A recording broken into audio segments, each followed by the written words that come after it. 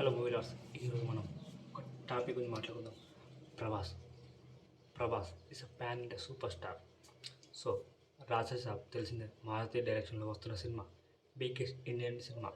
So అప్పట్లో T series ఒక చెప్పిన సినిమా గురించి, ఇది హ్యారీ పోటర్ రేంజ్లో ఉంటుంది, అంటే ఒక గ్రాఫికల్ ఉంటుంది.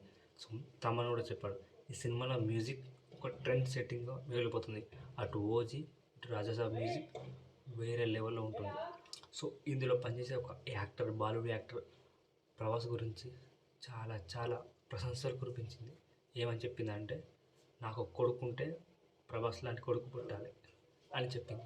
సో ఇది ఒక ట్రెండింగ్ టాపిక్ అయింది. సో ఎందుకు చెప్పింది, ఆమెకి ఏమనిపించింది, ఆ మనసులో మాటలు. సో ఈ రాజసాబ్ గురించి మనం ఈరోజు పూర్తి వీడియో మాట్లాడుకుందాం. ఎండ్ వరకు చూడండి. సో ఈ ఛానల్కి కొత్త వచ్చిన లైక్ చేయండి, షేర్ చేయండి, సబ్స్క్రైబ్ చేయండి.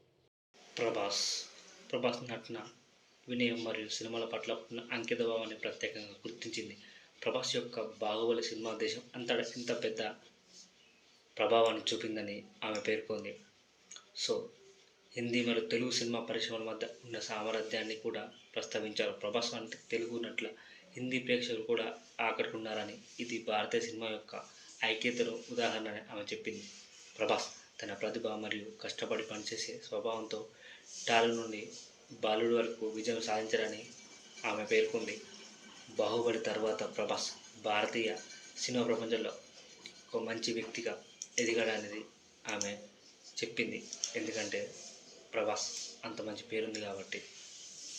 సో ఈ pan India star Prabhas lineup సినిమాలు చూస్తుంటే మెంటల్ ఎక్కుతుంది. ఆ గ్యాప్ లేకుండా సినిమాలు చేస్తున్నాడు.